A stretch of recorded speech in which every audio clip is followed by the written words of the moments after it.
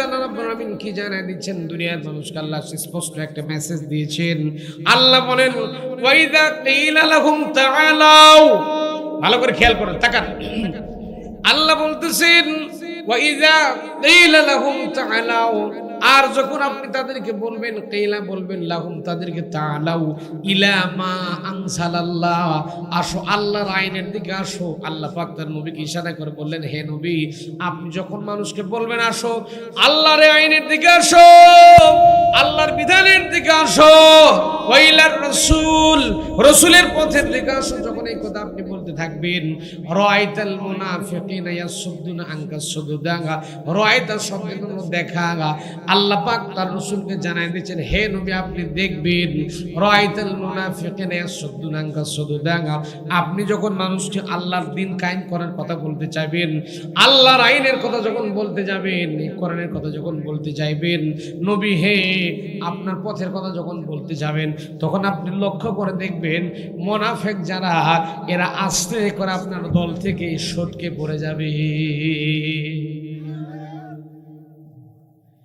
সব ভালো লাগে আমাদের, সব চাই ঠিকঠাক মতো, মুনাফিক চিনবেন আপনি সহজে। ভাইরা আমার লক্ষ্য করেন, আপনি যখন বলবেন হুজুর নামাজ পড়েন, হ্যাঁ নামাজ পড়ি, রোজা করেন, রোজা করি, হজ করেন, জাকাত দিই, সব কিছু করি, কিন্তু যখন বলবেন আপনি তো নামাজ পড়েন, রোজা করেন, হজ করেন, জাকাত দেন, তাহলে আল্লাহ যে বলেছে আল্লাহর আইন, কোরআনের আইন দুনিয়াতে প্রতিষ্ঠিত করা লাগবে, এই কাজটি করা লাগবে না।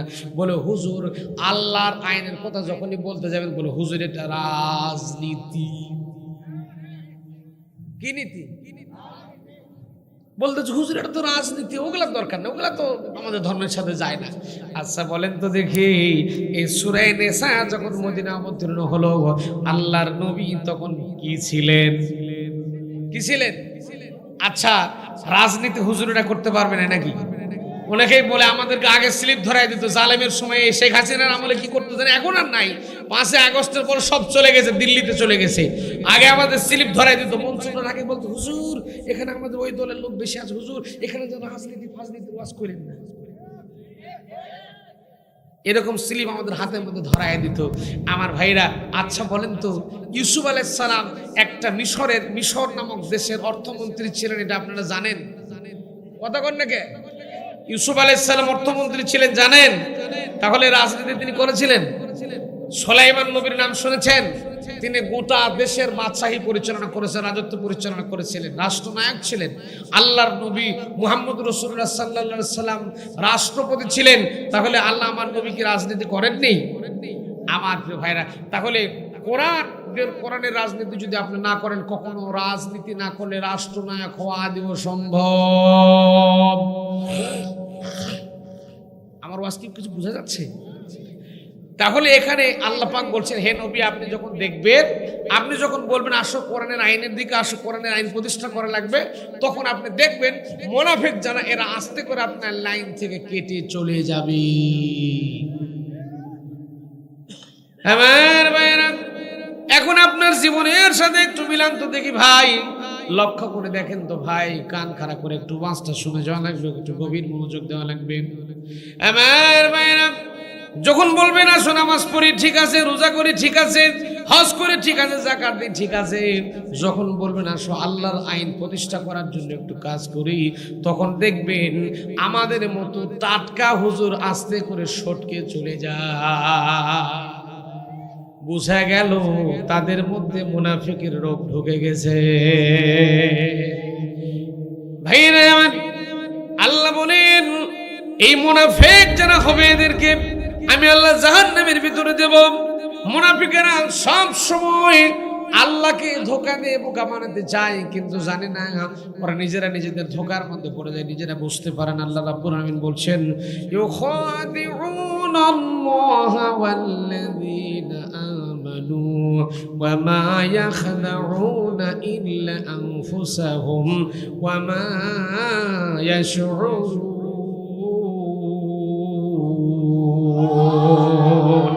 আরেকটু চিল্লে কোন আল্লাহু আকবার। আমার প্রিয় ভাইরা, তাহলে আল্লাহর দ্বীন প্রতিষ্ঠিত করার দরকার আছে না নাই? মুনাফিক তারা যারা এই দেশের মাটিতে যারা আল্লাহর আইনকে প্রতিষ্ঠা করতে চায় না, যারা বাংলাদেশের নির্ভেজাল টাটকা মুনাফিক তারা।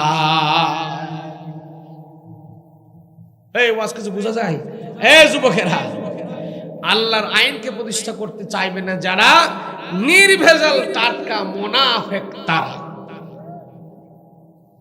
আমার ভাইয়েরা, খালি বাদাম চাবালে হবে না, আমার দিকে কথাগুলো মনস্দিক দেওয়া লাগবে, মনস্তাত্ত্বিক দিক দিয়ে একটু ভাবা লাগবে। আমার প্রিয় ভাইয়েরা, সারা পৃথিবীতে এই লক্ষ্য করুন, সারা দুনিয়াতে আজকে মানুষ আছে প্রায় 800 কোটির মতো মানুষ সারা দুনিয়াতে আছে।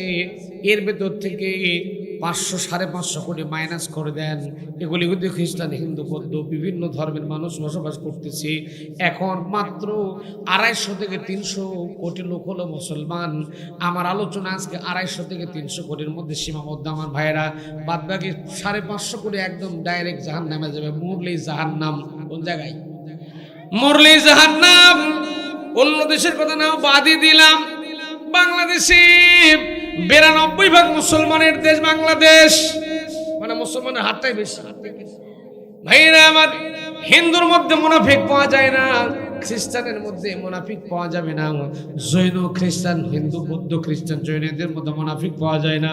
মুনাফিক যেগুলো পাওয়া যাবে আপনার আমার মতো নামধারী মুসলমানদের মধ্যে মুনাফিক পাওয়া যায়।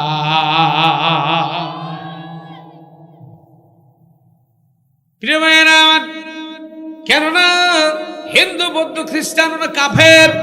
আল্লাহ তাদের জন্য একটা সূরা নাজিল করে নাম দিলেন কাফেরুন। কি নাম? সারা দুনিয়ার সব কাফেরদের জন্য আল্লাহ একটা সূরা নাজিল করে দিয়েছেন, নাম দিয়েছেন কাফের, মাত্র 3 লাইন লম্বা। আবার দুনিয়ার ভিতরে কাফের আর মুমিনদের মধ্যে একটা গ্রুপ হবে, তার নাম হবে মুনাফিক। এই মুনাফিকদের জন্য আল্লাহ একটা সূরা নাজিল করেন, তার নাম দিলেন মুনাফিকুন। এই সূরাটা 1.5 পৃষ্ঠার মতো লম্বা। মুমিনুন, কাফের এবং মুনাফিকদের মধ্যে একটা সূরা নাজিল করেন আল্লাহ, মুনাফিকুন। তার সূরাটা হলো 1.5 পৃষ্ঠা লম্বা। আর মুমিনদের জন্য একটা আল্লাহ সূরা দিয়েছেন অনেকখানি লম্বা। আমার প্রিয় ভাইয়েরা, এই 3টা সূরা বিশ্লেষণ করে যেটা পাওয়া যায়, মুনাফিকরা হলো কাফের, মুশরিক, বেঈমানের চাইতে মুনাফিকরা হলো ইসলামের জন্য ভয়ঙ্কর দুশমন। এই পৃথিবীতে যেখানে ইসলামের ক্ষতি হয়েছে, সবচেয়ে বড় চিরশত্রু তা বহিঃপ্রকাশ পেয়েছে। চিরশত্রু হলো মুনাফিকরা। এই জন্য করে মুনাফিকের রোগ থেকে আমাদের বেঁচে থাকার দরকার আছে না নাই? ভাইরা, আপনারা আমার কতগুলো আমল বলো, আপনারা আমি তো টুটা ফাটা আমল, আমাদের ইমান আমল ঠিকঠাক নাই। আমরা যেভাবে জীবন চলাচল করি আমাদের কোনো ঠিকঠাক নাই। অথচ বড় বড় সাহাবী, নবীজির বড় বড় সাহাবী যারা আমল করার জন্য প্রতিযোগিতা করেছিলেন, তাদের ভিতরেও তারা টেনশন ফিল করতেন যে আমার ভিতরে মুনাফিকের রোগ আছে নাকি। হযরতে ওমর রাদিয়াল্লাহু তাআলার নাম শুনেছেন? কথা কয় না বারে, কথা কয় না রে। শুনেছেন? হযরত ওমর রাদিয়াল্লাহু তাআলা মানুষটা তো খুবই নরম মানুষ ছিলেন, তাই না? নরম মানুষ ছিলেন। আমার প্রিয় ভাইরা, আল্লাহর নবীর বিদায়ের পরে হযরত ওমর রাদিয়াল্লাহু তাআলা যখন গোটা দেশের রাষ্ট্রনায়ক যখন ছিলেন, হযরত ওমর রাদিয়াল্লাহু তাআলা 30 লক্ষ বর্গ মাইল রাষ্ট্রপতির নাম হলো হযরত ওমর ফারুক রাদিয়াল্লাহু তাআলা। গোটা দেশের বাদশা, 30 লক্ষ বর্গ মাইলের রাষ্ট্রপতি হযরত ওমর ফারুক রাদিয়াল্লাহু তাআলা যখন দেশের রাষ্ট্রপতি হিসেবে দেশ যখন তিনি পরিচালনা করছিলেন, আল্লাহর নবী মুহাম্মদুর রাসূলুল্লাহ সাল্লাল্লাহু আলাইহি সাল্লাম 40 জন মুনাফিকের একটা লিস্ট, একটা তালিকা করে দিয়েছিলেন। হযরত হুযায়ফা রাদিয়াল্লাহু তাআলা হাতের মধ্যে 40 জন মুনাফিকের একটা তালিকা নবীজি করে দিয়েছিলেন। এই 40 জন মুনাফিক ছিল, তালিকা ছিল টাটকা নির্ভেজাল মুনাফিক।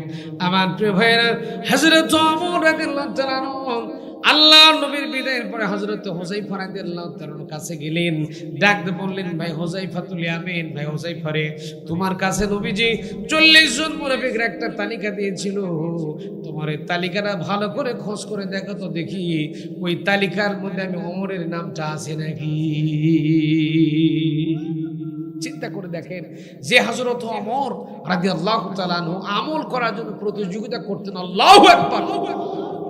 ছোট্ট একটা হাদিস বলে যে আমার ভাইরা, আল্লাহর নবীর জীবদ্দশায় নবীজি তাহাজ্জুদ পড়তেন, নবীজি কোরআন তেলাওয়াত করতেন। আমার নবীজি যখন কোরআনে কারীম থেকে তেলাওয়াত করতেন, নবীজি সুললিত কণ্ঠ দিয়ে এত সুন্দর করে কোরআনে কারীম তেলাওয়াত করতেন, নবীজির তেলাওয়াত শুনে মানুষ পাগল প্রায় হয়ে যেত। এমনকি জিনেরা পর্যন্ত আশ্চর্য হয়ে যেত নবীজির কোরআন তেলাওয়াত শোনার পরে। নবীজির তেলাওয়াত শুনে জিনেরা আশ্চর্য হয়ে যেত। ইন্না সামি'না কুরআনান আজাবা, জিনেরা কথা বলতো, আমরা আশ্চর্যপূর্ণ আজিব একটা কেতাব তেলাওয়াত শুনেছি, কোরআন তেলাওয়াত শুনেছি। আমার প্রিয় ভাইরা, একদিন রাতের বেলা আমার নবীজি গভীর রাতে তেলাওয়াত শুরু করলেন। তেলাওয়াত করতে করতে এক পর্যায়ে তেলাওয়াত বন্ধ করে দিলেন। দেওয়ার পরে চিন্তা করলেন, আমি নবী এরকম করে গভীর রাত জেগে জেগে কোরআনে কারীম থেকে তেলাওয়াত করছি, আমি একটু চিন্তা ভাবনা করে দেখি আমার বিদায়ের পরে আমি নবী যখন আর দুনিয়াতে থাকবো না, আমি নবী যখন দুনিয়া থেকে বিদায় হয়ে চলে যাব, আমার বিদায়ের পরে আমার মতো কোনো সাহাবী এরকম রাত জেগে জেগে কোরআন তেলাওয়াত করবে কিনা। কোরআন তেলাওয়াত করা মানে হলো আমার মালিক আল্লাহর সঙ্গে কথা বলা। নবীজি চিন্তা করলেন, আমার কোন সাহাবী এইরকম রাত জেগে জেগে আমার মালিক আল্লাহর সঙ্গে কথা বলবে কিনা। এই জন্য নবীজি চিন্তা করলেন। চিন্তা ভাবনা করে নবীজি দৌড়ে চলে হযরত আবু বকর রাদিয়াল্লাহু তাআলা বাড়িতে গেলেন। দরজার কাছে দাঁড়ালেন, লক্ষ্য করে দেখলেন হযরত আবু বকর রাদিয়াল্লাহু তাআলা ঘুমাননি, তিনি দাঁড়িয়ে দাঁড়িয়ে তাহাজ্জুদ নামাজে আল্লাহর কোরআন তেলাওয়াত করতেছে। তিনি লক্ষ্য করলেন আল্লাহর নবী, বিশ্ব নবী লক্ষ্য করলেন হযরত আবু বকর রাদিয়াল্লাহু তাআলা ধীরে ধীরে নিম্ন কণ্ঠে মৃদু কণ্ঠে কোরআনে কারীম থেকে তেলাওয়াত করলেন। নবীজি তার তেলাওয়াতটুকু শুনতে পেলেন। শুনতে পাওয়ার পরে নবীজি তার জন্য দোয়া করলেন। আল্লাহর কাছে দোয়া করে বললেন, রব্বুল আলামিন, আমার আবু বকর ঘুমায় নাই, জেগে জেগে তাহাজ্জুদের মধ্যে কোরআনে কারীম তেলাওয়াত করছে। ও আমার আল্লাহ, আবু বকরের জন্য দোয়া করছি রব্বুল আলামিন, তবে মেহেরবানি করে আমার আবু বকরকে তুমি আখিরাত, দুনিয়া এবং আখিরাতের সমস্ত কল্যাণ তুমি আমার আবু বকরকে দান করে দাও। এবার আমার নবীজি চলে গেলেন, হযরত ওমরের বাড়িতে চলে গেলেন। চিন্তা করলেন, দেখি তো আমার ওমর কি করে। যাওয়ার পরে দেখতে পেলেন হযরত ওমর রাদিয়াল্লাহু তাআলা তিনিও ঘুমাননি। হযরত ওমর রাদিয়াল্লাহু তাআলা কোরআনে কারীম থেকে তেলাওয়াত করছিলেন। আল্লাহর নবী লক্ষ্য করে দেখলেন হযরত ওমর রাদিয়াল্লাহু তাআলা তাহাজ্জুদের মধ্যে কোরআন তেলাওয়াত করছেন, উচ্চ আওয়াজে জোরে জোরে কণ্ঠে তেলাওয়াত করছেন। নবীজি হযরত ওমরকে দেখে খুশি হয়ে গেলেন। আমার নবীজি আল্লাহর কাছে দোয়া করে বললেন, রব্বুল আলামিন, আমার ওমর তোমার সাথে তেলাওয়াত করছে, আল্লাহ তাহাজ্জুদের মধ্যে দাঁড়ায় পড়েছে, আমি আমার ওমরের জন্য দোয়া করছি, আল্লাহ মেহেরবানি করে তুমি ওমরকে আখিরাত, দুনিয়া এবং আখিরাতের সমস্ত মর্যাদা কল্যাণ তাকে দান করে দাও। সকালবেলা ফজরের নামাজ হয়ে গেছে। ফজরের নামাজ পড়ার পরে নবীজি সব সাহাবায়ে কেরাম চলে গেছেন। কথা শুনতেছেন? ওয়াজ কি কিছু বোঝা যায়? ফজরের নামাজের পরে আল্লাহর নবী সাহাবায়ে কেরামকে লক্ষ্য করলেন, সব সাহাবায়ে কেরাম চলে গেছে, কেউ নাই। হযরত আবু বকর ওমরকে নবীজি নির্দিষ্ট করে নাম ধরে ডাকলেন, বলেন সবাই চলে যাবে, আবু বকর ওমর তোমরা যাও না। আবু বকর ওমর তোমরা একটু দাঁড়িয়ে পড়ো, তোমাদের সঙ্গে আমি নবী একটু কথা বলতে চাই, স্পেশালি তোমাদের সঙ্গে আমি একটু পার্সোনাল কথা বলবো। সবাই চলে গেছে, আবু বকর ওমর দাঁড়িয়ে পড়লো। আল্লাহর হাবিব ডাকতে বলেন, আবু বকর ওমর রে, গতকাল রাতের বেলা আমি নবী তোমাদের বাড়িতে গিয়েছিলাম, তোমাদের বাড়িতে গিয়ে তোমাদেরকে নামাজরত অবস্থায় দেখেছি, আল্লাহর সঙ্গে কোরআন তেলাওয়াত করতে আমি দেখেছি। আমার প্রিয় ভাইরা, আবু বকর ওমর রাদিয়াল্লাহু তাআলা আনহুমা দুজনে অ্যাস্টনিশড হয়ে গেলেন, অবাক হয়ে গেলেন। ডাকতে বলেন, ইয়া রাসূলুল্লাহ, হে আল্লাহর নবী, আপনি কখন গিয়েছিলেন? আমরা তো টের পাই না, আমরা তো বুঝতে পারি নাই। নবীজি বললেন, আবু বকর ওমর রে, আমি নবী একটু চেক করছিলাম, আমার বিদায়ের পরে এই দুনিয়াতে আমার কোন সাহাবী জেগে এরকম জেগে জেগে রাত জেগে তাহাজ্জুদের নামাজে দাঁড়ায় দাঁড়ায় আমার আল্লাহর সঙ্গে কথা বলবে কিনা, এই জিনিসটা আমি একটু চেক করার জন্য গিয়েছিলাম। আবু বকর থরথর করে কাঁপতেছেন, হযরত ওমর থরথর করে কাঁপতেছেন। ডাকতে বলেন, ইয়া রাসূলুল্লাহ, আপনি নিরপেক্ষ দৃষ্টি নিয়ে বলেন কি পেলেন একটা বারের জন্য আপনি বলে দেন। আল্লাহর নবী বললেন, আমার পরীক্ষা তোমরা দুজনেই পাশ করে গেছো। তবে দুজনকে উদ্দেশ্য করে বললেন, আবু বকর রে, আমার মনের ভিতরে একটু কিউরিওসিটি জাগলো। আমি দেখলাম আবু বকরকে খুব মৃদু কণ্ঠে ছোট্ট আওয়াজে ধীরে ধীরে তুমি কোরআনে কারীম থেকে তেলাওয়াত করছিলে, আর ওমরকে দেখে যে উচ্চ আওয়াজে কণ্ঠ ছেড়ে দিয়ে গলা ছেড়ে দিয়ে তুমি কোরআনে কারীমের তেলাওয়াত করছিলে, তার কারণ কি? দুইজন দুইটার ব্যাখ্যা দিয়ে তারপর আমার কাছ থেকে যাও। হযরত আবু বকর রাদিয়াল্লাহু তাআলা ডাকতে বললেন, ইয়া রাসূলুল্লাহ, হে আল্লাহর নবী, আমি যেই মালিক আল্লাহকে রাজি খুশি করার জন্য কোরআনে কারীম তেলাওয়াত করছিলাম, ওই আল্লাহ জোরে বললেও শুনে, ধীরে বললেও ঠিকই শুনে। এই জন্য আমি ধীরে ধীরে পড়ছিলাম। আমার ভাইরা ইবাদত করছিলেন, চুপে চুপে ইবাদত করছিলেন, গোপনে গোপনে ইবাদত করছিলেন। আর আমার দেশের সিটার বাটপার কিছু নেতা খেতা আছে, এরা মাঝে মাঝে আগে টেলিভিশনের মধ্যে সাক্ষাৎকারে বলতো, এখনো দৈনিক 70-80 রাকাত নামাজ না পড়ে ঘুমাই না। আমাদের যিনি কাঁঠাল রানী ছিলেন, উনি মাঝে মাঝে কাঁঠালের বার্গার খাওয়ানো শিখাইতেন, তেলাপিয়ার মাছ খাওয়া শিখাইতেন, পাঙ্গাসের মাছ খাওয়া শিখাইতেন। আর উনি বলতেন, আমি সকালে উঠে সর্বপ্রথম যায় নামাজ আর তসবিহ খুঁজি। টাটকা ওলি ঠিক না? জুলুম করেছিল, নির্যাতন করেছিল, দেশবাসীকে জ্বালিয়েছিল। আজকে দেশের মধ্যে জায়গা হয়, অহংকার করলে এইরকম করে পড়ে যাওয়া লাগে, ঠিক কিনা বলেন? অহংকার যতই করো না কেন, চূর্ণ বিচূর্ণ করে দিবেন একমাত্র তিনি কে? আল্লাহ পাক। ফকিরকে বাদশার চেয়ারে বসাতে পারেন, বাদশাকে ঘাড় ধরে লাথি দিয়ে টেনে রাস্তার ফকির বানাতে আমার আল্লাহর 1 মিনিট সময়ও লাগে। আল্লাহ আছে না নাই? এক শ্রেণীর মানুষ যখন ক্ষমতা পায়, ক্ষমতার গরমে চেয়ারের গরমের ফুটানি দেখে কে? কথা কর না কে? মানে চেয়ার যখন কেউ পায়, আহারে চেয়ার পাওয়ার পরে চেয়ার মনে চেয়ার সাথে পিছনে একবার সুপার গুলো আটাতে মেখে নেয়, যাতে চেয়ার যেন না ছাড়া লাগে, ঠিক কিনা কর? কিন্তু আল্লাহ যখন চাইবে লাথি দিয়ে চেয়ার থেকে আল্লাহ নামায় দেবেন, ওই আল্লাহ আছে না নাই? চিল্লায় বলেন আছে না নাই? এই জন্য আমার ভাইরা, আমরা মুসলমানের দেশ, 92% মুসলমানের দেশে বসবাস করছি। আল্লাহর জমিনে আল্লাহর দ্বীনকে প্রতিষ্ঠা করার জন্য আল্লাহর বিধান, কোরআন নামক সংসদ, কোরআন নামক সম্পদকে সংসদে পার্লামেন্টে দেওয়ার দরকার আছে না নাই? আওয়াজ তুলতে হবে মুসলমান, আছে না নাই? আমার ভাইরা, কোরআনের আইনের বিরুদ্ধে যারা, আরো কোরআনের আইনের বিরুদ্ধে যারা যাবে, বুঝতে হবে ওর মধ্যে মুনাফিকের রোগ আছে। আমি কি বানাই বলতেছি? বানাই বলতেছি। কেননা কোরআনের আইন যখন প্রতিষ্ঠা হয়ে যাবে, আপনি আরেকজন মানুষের জমির আইল ঠেলে খেতে পারবেন? পারবেন? পারবেন না। কেননা কোরআন আপনাকে বাধা দেবে। আমার ভাইরা, আমরা হলো সুবিধাবাদ জিন্দাবাদ। যেখানে সুবিধা সেই জায়গায় আমরা কোরআন লাগাই ব্যবহার করি, আর যেখানে দেখি বেকায়দা ওখানে আর কোরআন আর দরকার। কথাকে বোঝা যায়? আমার ভাইরা লক্ষ্য করুন, এই কোরআনের আইনকে প্রতিষ্ঠা করার কথা বলার দরকার আছে না নাই? সব জায়গাতে মুসলমানের রক্ত আমাদের জন্ম, মুসলমান ঘরে আমাদের জন্ম, সব জায়গাতে সব ক্ষেত্রে আল্লাহর আইন প্রতিষ্ঠা করার কথা আমাদেরকে বলতে রাজি আছেন তো ইনশাআল্লাহ? আল্লাহ আমাদেরকে কোরআনের ময়দানে কবুল আর মঞ্জুর করুক, বলেন আমিন আমিন। আহারে, এই কোরআনের ময়দানে আমরা কত চোখ রাঙানি আগে দেখেছি, কোরআনের ময়দানে কথা বলতে দিত না।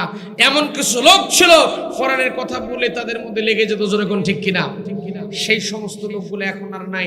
এখন সবাই এক কাতারে আমরা আসতে চাই, সবাই চাই আল্লাহর জমিন আল্লাহ আমাদের বানিয়েছেন, আল্লাহর জমিনে আল্লাহর আইন প্রতিষ্ঠিত হয়েছে, এটা আমরা সকলেই চাই, জোরে কোন ঠিক কিনা? আল্লাহ আল্লাহ আমাদের কবুল করুক, বলেন আমিন। প্রিয় ভাইয়ের আমার, কোরআনের আইন যদি প্রতিষ্ঠা হয়ে যায়, আমি লোকটা দেখতে ছোট্ট মানুষ, লোকজন আছে, আচ্ছা আচ্ছা প্রিয় ভাইয়েরা আমার, দোকানে বাজারে যে সমস্ত ভাইয়েরা আছেন, আমি আপনাদেরকে অনুরোধ করছি, ভাই 9:45 বেজে গেছে। প্রিয় ভাইয়েরা আমার, মেহরবানি করে যে যেখানে আছেন, মেহরবানি করে কোরআনের মজলিসে সবাই চলে আসেন। সবাইকে নিয়ে আমরা একটু কোরআনের কথা শুনবো ইনশাল্লাহ। কেউ বাইরে না থেকে দোকানে বাজারে যা আছেন সবাই একটু চলে আসুন প্রিয় ভাইয়েরা আমার, কোরআনের কথা শোনার জন্য। আল্লাহ আমাদের কবুল করুক, বলেন না আমিন। ভাইরা আমার দিকে তাকান। আমি লোকটা দেখতে পিচ্ছি মানুষ, ছোট্ট মানুষ, বাচ্চা হুজুর। আসলে আল্লাহ আমাকেও একটা বাচ্চা দিচ্ছে, সুবহানাল্লাহ। আমি ভারতের এমন কোন রাজ্য নেই যেখানে যাইনি প্রোগ্রাম করে, সেখানে ভারতের সব কটা রাজ্যে আমি প্রোগ্রাম করেছি। তারপরে মিডল ইস্টের সবগুলো দেশে আমি গিয়েছি, সৌদি আরব, দুবাই, কুয়েত, কাতার, বাহরাইন, তারপরে আপনার মিডল ইস্টের অনেকগুলো দেশে আমি ঘুরেছি। আমি ঘুরে ফিরে যেটা দেখলাম প্রিয় ভাইরা আমার, সৌদি আরবের মদিনায় যারা মক্কা মদিনায় গেছেন, আমার সঙ্গে একটু কথা মিলাবেন আপনারা। মক্কা মদিনায় যারা আপনারা গিয়েছেন, মদিনার একটা দোকানের সোনা যদি একত্র করা হয়, আপনার রাজশাহীর সব সোনা জোড়া দিলেও মদিনার একটা দোকানের সোনার সোনা হবে না। মদিনার একটা দোকানে যতগুলো সোনা থাকে, গোটা রাজশাহীর সবগুলা সোনা জোড়া দিলেও আমার মনে হয় হবে না। এতগুলা করে সোনা থাকে। যারা মক্কা মদিনায় গেছেন লক্ষ্য করে দেখবেন। আমি বক্তা মানুষ তো একটু ঘুরে ঘুরে সব দেখি, আমরা একটু চিন্তা ভাবনা করে নোট করে নিই। আমার প্রিয় ভাইয়েরা, আজান যখন হয়ে যায়, কোটি কোটি টাকার সোনার দোকান সব খোলা আছে, দোকানপাট সব বাদ দিয়ে সব দৌড়াচ্ছে নামাজের দিকে। এখন দোকানে কেউ নাই, দোকান পাহারা দেয় কে? আমার ভাইয়েরা, কোটি কোটি টাকার সোনার দোকান, কেউ পাহারা দেওয়া লাগে না, সবাই মিলে সব চলে গেছে আল্লাহর কালাম, আল্লাহর বিধান, নামাজ প্রতিষ্ঠা করার জন্য সবাই চলে গেছে, দোকান পাহারা দেওয়া লাগে না। আর আমার বাংলাদেশে আমরা যখন নতুন বাটা জুতা কিনে যখন মসজিদের মধ্যে ঢুকি, একবার রুকুতে যে একবার সেজদার মধ্যে চিন্তা করি জুতা আছে না গেছে। আমরা নামাজ পড়তে ঢুকি, নামাজ পড়ে যখন বের হই, নতুন বাটার জুতা কিনছি, আস্তে করে বেরোর পরে দেখি জুতাই নাই। সেখানে সোনা চুরি হয় না, আর আমার দেশে জুতাও ঠিকঠাক মতো থাকে। এই তো আমাদের বাংলাদেশ, সোনার বাংলাদেশ, চোরের দেশ। কথা কন না কেন? আমরা হুজুরেরা যখন ওয়াজ করে যখন বাইরের দিকে চলে যাই, মোটা টাকা আপনারা দেন, ভালো খাওয়ান, ভালো পড়ান, ভালো টাকা দেন, যখন এই টাকাগুলো নিয়ে যখন বাইরের দিকে চলে যাই, রাজশাহী ঢুকতে না ঢুকতে আস্তে করে কিছু আল্লাহর ওলি আমাদের ধরে, আস্তে করে ধরার পরে বলে, হুজুর জয়টা পড়তে ওয়াজ করেন, পকেটে যা আছে দিয়া যান, দিয়া যান, দিয়া যান। এখন হুজুরের তো জানের ভয় আছে না নাই? পকেটে যা আছে বুঝতে সুদ্ধা দেই, দেওয়ার পর আস্তে করে খালি হাতে বাড়ি চলে যায়। এইরকম রেকর্ড আমার জীবনেও ঘটছে। অনেকদিন আগের কথাগুলি, আমার কথা শুনে বিরক্ত হচ্ছেন না তো? অনেকদিন আগে আমি একটা মাহফিল থেকে বাড়ি ফিরছিলাম, আমার বাড়ির কয়েক কিলোমিটার ডিস্টেন্স হবে আর কি। তো এইরকম শীতের দিন, শীতের রাত, কোন কোন শীত পড়েছে। আমার বাজার সিটি, সেই 2008-9-10 সালের ওদিকের ঘটনা। বাজার সিটি একটা মোটরসাইকেল ছিল, রাস্তায় যাওয়ার কিছু দূর পরে 4-5 মাইল যাওয়ার পরে কয়েকজন যুবক ছিল আমার ধরলো।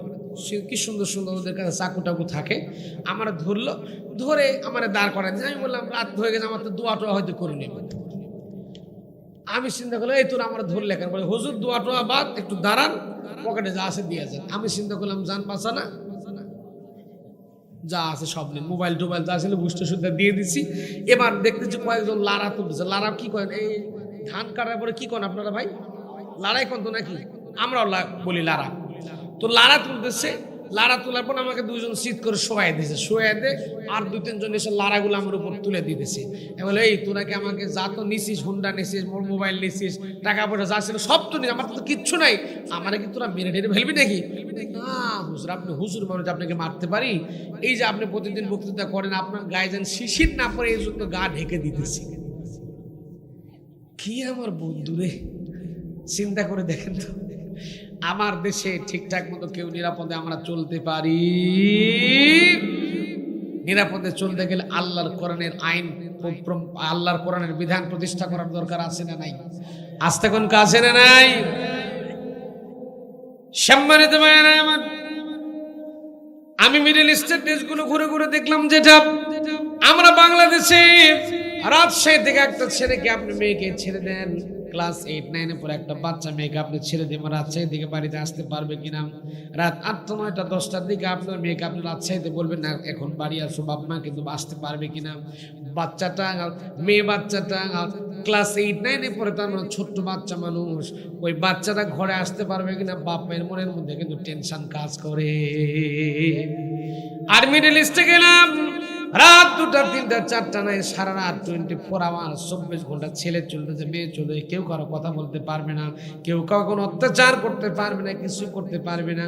চুরি ডাকাতি হত্যা চিন্তা ধর্ষণ কিছুই নাই, কেননা ধর্ষণ করলেই তাকে কল্লা কেটে দুনিয়ার থেকে বিদায় করে দেবে, চুরি করলে হাত। প্রিয় ভাইয়েরা আমার, এই দেশে বাংলাদেশের মাটিতে আল্লাহর আইন চায় না কারা? তারা হলো যারা সিটার, বাটপার, চোর আর দুর্নীতিবাজেরা। কেননা আল্লাহর আইন যদি প্রতিষ্ঠা হয়ে যায়, আল্লাহর কোরআন যদি প্রতিষ্ঠিত হয়ে যায়, সিটারি করা যাবে না, চুরি করা যাবে না, বাটপারি করা যাবে না, দুর্নীতি করে খাওয়া যাবে নয়াকারে। এই জন্য তারা চায় না কোরআনের আইন প্রতিষ্ঠিত হয়ে যাক। প্রিয় ভাইয়েরা আমার, লক্ষ্য করুন, কান খুলেন আমার ভাইজান, বাজারে আমার। আপনাদের এলাকায় গোদাগাড়ি থানা যখন জমি কোন রেজিস্ট্রেশন করা লাগবে, জমি যখন আপনার রেজিস্ট্রেশন করে, তখন কোন জায়গায় যান? গোদাগাড়ি যান না? কথা কই না রে, তো জমি রেজিস্ট্রি অফিসে যা লাগবে না? রেজিস্ট্রি অফিসে গেলেন, আবার দেখেন এরা কিন্তু নামাজও পড়ে, রোজাও করে, হজও করে, যাকাতও দেয়, সব করে, কিন্তু আল্লাহর আইন মানে। ভাইরা আমার, জমি রেজিস্ট্রি করতে গেলেন গোদাগাড়ি, যাওয়ার পরে ভ্যান্ডারের সামনে যখন বসলেন, ভ্যান্ডার সাহেব আপনারে ডাকতে বললো, ভাইজান আসেন। ভ্যান্ডারের সামনে বসার পরে বললো, ভাইজান 20,000 টাকা স্ট্যাম্প খরচ, ভ্যান্ডার খরচ 20,000, আর টেবিল খরচ 20,000। কি খরচ? তার মানে ওটা কি কি ভাইরা আমার, 20,000 টাকা দিলেন স্ট্যাম্প খরচ, ভ্যান্ডার খরচ দিলেন 20,000, অরিজিনাল খরচ ঠিকঠাক মতো দিলেন। এবার টেবিল খরচ যখন 20,000 দিলেন, যিনি টেবিলে যিনি সিগনেচার করলেন, কলম দিয়ে যিনি সিগনেচার করে 20,000 টাকা যিনি পকেটের মধ্যে নিয়েছেন, নেওয়ার পরে তিনিও কিন্তু নামাজের প্রথম কাতারে দাঁড়াইছে। দাঁড়ানোর পরে তিনিও নামাজ পড়তেছেন। আল্লাহকে কেমন করে ধোঁকা দিচ্ছে লক্ষ্য করেন। সূরা ফাতিহার মধ্যে আমি পড়লাম, আপনি পড়লেন ইয়্যাকা না'বুদু ওয়া ইয়্যাকা নাস্তাঈন। এখানে আপনি আল্লাহকে বলেন, আল্লাহ আমি তোমার গোলাম, তোমার গোলামি করি, তোমার দাসত্ব করি, তোমার ইবাদত করি। আল্লাহ কই, বুঝলাম তুই আমার গোলামি করিস, তুই দাসত্ব করিস, তোর পকেটে কি? এই তোর পকেটে কি? আল্লাহ কই, তুই সিটার, তুই বাটপার।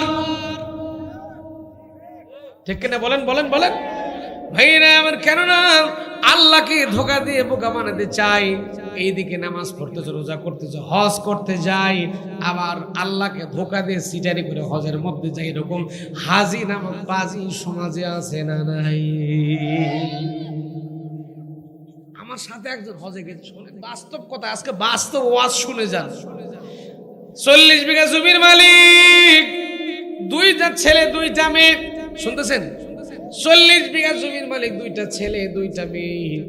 20 40 বিঘা জমি 2টা ছেলের নামে লিখে দিয়েছে। 20 বিঘা ছোট ছেলে, 20 বিঘা বড় ছেলেকে, আর 2টা মেয়েকে 50,000 করে।